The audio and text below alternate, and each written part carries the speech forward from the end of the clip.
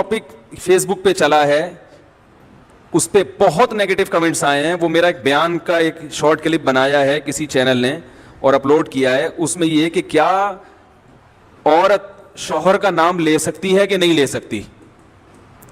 کسی نے مجھ سے سوال کیا تھا کہ کیا عورت اپنے شوہر کا نام لے سکتی ہے کہ نہیں لے سکتی, یا منع کے ابا ہی کہے گی وہ. تو اس کا میں نے جواب دیا تھا کہ ہمارے عرف میں اس کو بے ادبی سمجھا جاتا ہے.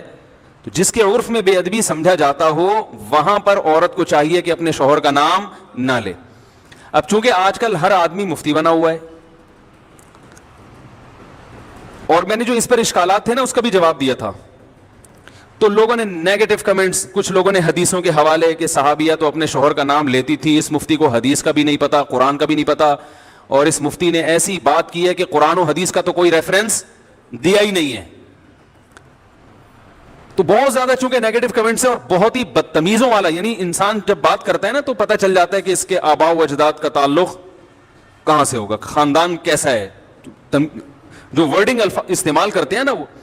تو بہت زیادہ نیگیٹو کمنٹس ہیں. اس مسئلے کو میں دوبارہ بیان کر دوں. دیکھو ایک بات یاد رکھو, یہ اس میں بھی میں نے کہی ہے کلپ میں, سمجھ میں نہیں آئی لوگوں کے, تو میں ذرا ڈیٹیل میں بتاتا ہوں. لباس کا تعلق عرف سے ہوتا ہے کہ نہیں ہوتا. کچھ چیزیں ایسی ہیں جن کا تعلق براہ راست قرآن و حدیث سے نہیں ہے بلکہ ان کا تعلق ہمارے کلچر سے ہے. مثال کے طور پر آپ سے اگر کوئی یہ کہتا ہے, کسی مفتی سے کوئی آ کے پوچھے کہ کیا میں قمیض اتار کے نماز پڑھ سکتا ہوں, تو مفتی اگر عقل مند ہوگا وہ کہے گا کہ قمیض اتار کر نماز نہ پڑھیں, یہ بے ادبی ہے. کہے گا کہ نہیں کہے گا؟ اب آپ کہیں کہ حدیث کا حوالہ, تو بھائی حدیث کا حوالہ اگر دے گا نا, حدیث اس کے اپوزٹ ہے. صحیح ہے, بخاری کی حدیث ہے, جابر بن عبداللہ رضی اللہ تعالیٰ عنہ بغیر قمیض کے نماز پڑھ رہے تھے. کسی نے پوچھا اس طرح نماز ہو جاتی ہے, آپ کیوں پڑھ رہے ہیں ایسے؟ فرمایا میں اس لیے ایسے پڑھ رہا ہوں تاکہ تیرے جیسا احمق مجھے دیکھ کر سوال کرے کہ ایسا کیوں کر رہا ہوں. صحیح ہے نا, تیرے جیسا احمق مجھ سے سوال کرے. پھر کہا کہ نبی صلی اللہ علیہ وسلم کے دور میں ہمیں 2 جوڑے میسر نہیں ہوتے تھے, تو ازار ہے تو قمیض نہیں, بسا اوقات ایسے ہی پڑھتے تھے. اب بخاری کی حدیث سے تو پتہ چل رہا ہے کہ قمیض اتار کے نماز پڑھنا کیا ہے. جابر بن عبداللہ باقاعدہ یہ عمل کر کے دکھا رہے ہیں کہ, اور تاکہ جو اعتراض کرے اس پہ حماقت کا بھی فتویٰ لگا رہے ہیں. اب آپ یہ حدیث کا حوالہ دے کے لوگوں کو قمیضیں اتروا دیں, یہ عقل مندی کا کام ہوگا؟ بولو نا بھائی, یہ پاگل ہونے کی علامت ہوگی. یہ اس کی علامت ہے آپ نے بخاری طوطے کی طرح رٹی ہوئی ہے, آپ کے اندر سینس نہیں ہے, نہ آپ نے فقہ پڑھا نہ اصول فقہ پڑھا جو قرآن و حدیث کو سمجھنے کے لیے وضع کیا گیا ہے. بھائی اس زمانے میں جب چونکہ صحابہ کو جوڑے میسر نہیں تھے تو قمیض اتار کے نماز پڑھنا بے ادبی نہیں سمجھا جاتا تھا, وہ تو کلچر کا حصہ تھا, غریب لوگ تھے. اصحاب صفہ میں ہم دیکھتے ہیں کہ حدیث میں آتا ہے کہ ایک دوسرے کی طرف پشت کر کے بیٹھے ہوئے تھے, کیونکہ لباس سطر ڈھانپنے کے لیے اتنا تھوڑا تھا کہ وہ ایک دوسرے کی طرف رخ کر کے بیٹھنا ان کے لیے مشکل تھا, اتنی غربت تھی. آج کون ایسا غریب ہوگا جو بیچارہ قمیض نہ پہن سکے؟ اور ایک معاشرے میں پورا پراپر ڈریس پہننا یہ ہمارے معاشرے کا کلچر بن چکا ہے, اس کو بے ادبی سمجھا جاتا ہے. کسی تقریب میں آپ بغیر قمیض کے نہیں جا سکتے, تو آپ اللہ کے سامنے بغیر قمیض کے کیسے کھڑے ہوگے بھائی؟ اگر صحابی بغیر قمیض کے نماز پڑھ رہے ہیں تو ایک بڑی اچھی تقریب میں بھی وہ بغیر کرتے کے چلے جاتے تھے. وہ صحیح بخاری کی حدیث ہے, نبی صلی اللہ علیہ وسلم کے پاس ایک صحابی نے عرض کیا, یا رسول اللہ میرا اس خاتون سے نکاح کرا دیں. فرمایا مہر فرمایا یہ لنگوٹا جو میں نے باندھا ہوا ہے. پتا چلا اس نے لنگوٹا پہن کے نبی کی مجلس میں بیٹھے ہوئے تھے, بخاری کی حدیث ہے, اور اسی حالت میں نبی نے آپ کا نکاح پڑھایا تو پتا چلا دولہا کا لباس کیا تھا؟ بولو بھائی, لنگوٹا. اب اگر کوئی مجھ سے پوچھے کہ مفتی صاحب کیا دولہا صرف لنگوٹا پہن کے شادی ہال میں جا سکتا ہے, تو میں کیا کہوں گا؟ جا سکتا ہے کیا؟ میں بولوں گا پاگل ہے, بے دینوں کا دینداروں کا مذاق اڑوائے گا. وہ جائز نہیں ہے اس کے لیے لنگوٹا پہن کے جانا, اس کے لیے پراپر ڈریس پہنے. آپ کہہ سکتے ہیں وہ صحابی تو غریب تھے. بھائی اگر کوئی بہت غریب بھی ہے تو بھی اس زمانے میں ہم اس کو لنگوٹا پہن کے شادی ہال میں جانے کی اجازت نہیں دیں گے, کیونکہ ہمارے عرف میں اس کا تصور نہیں ہے. نہیں آ رہی بات سمجھ میں؟ طوطے کی طرح بخاری مسلم جاہل لوگوں نے رٹ لی ہے, اور علماء کوئی کسی عالم کو نہیں چھوڑا انہوں نے.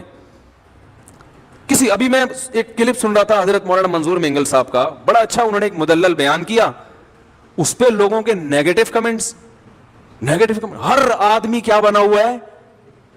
جاہل ہوگا مگر اعتراض ایسے کرتا ہے جیسے اس سے بڑا اس کائنات میں کوئی عالم پیدا ہوا ہی نہیں ہے. اب یہ سمجھو کہ جیسے لباس کا تعلق کس سے ہے؟ عرف سے. اس میں قرآن و حدیث کا حوالہ نہیں دیا جائے گا.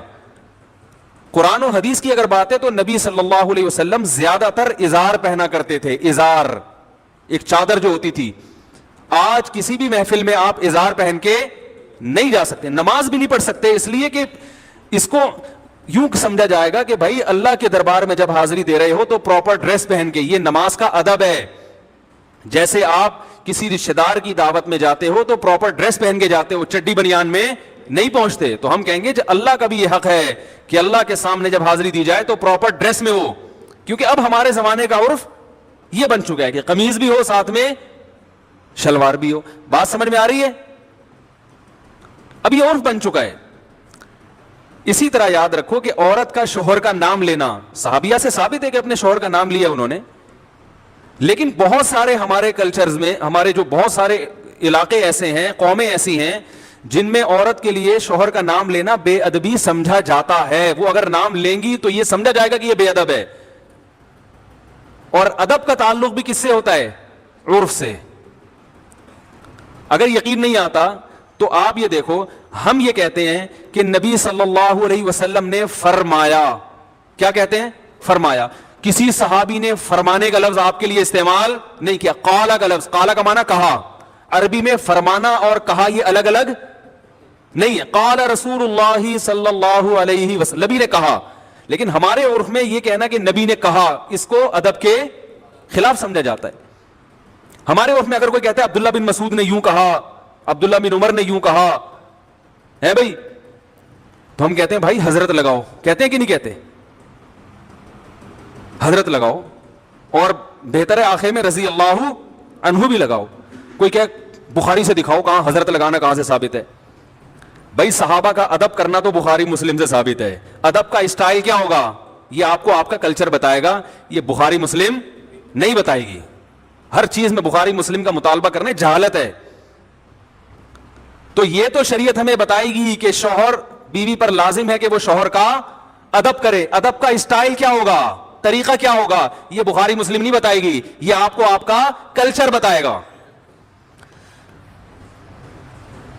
یہاں تک آ گئی سمجھ میں؟ تو اتنے بیوقوف ہم نہیں ہیں جتنے آپ ہمیں سمجھتے ہو, ٹھیک ہے نا. ہم نے بھی پڑھی ہے بخاری مسلم الحمدللہ. اور میرے جو استاد تھے نا شیخ الحدیث, جن سے میں نے 8 سال جن سے اصلاحی تعلق قائم کیا, دن رات ان کی صحبت میں ہم دوزانوں بیٹھ کر صبح و شام ان سے سیکھتے رہے ہیں. انہوں نے 20 سال دارالعلوم کرنگی میں بخاری پڑھائی ہے. نہیں یاری بات, پڑھی نہیں ہے بلکہ پڑھائی ہے. تو کلچر کا تعلق کس سے ہوتا ہے؟ اب دیکھو امہات المومنین بھی رسول اللہ صلی اللہ علیہ وسلم کا نام نہیں لیتی تھی. کبھی حدیث میں آتا ہے کہ زوجہ نے کہا یا محمد,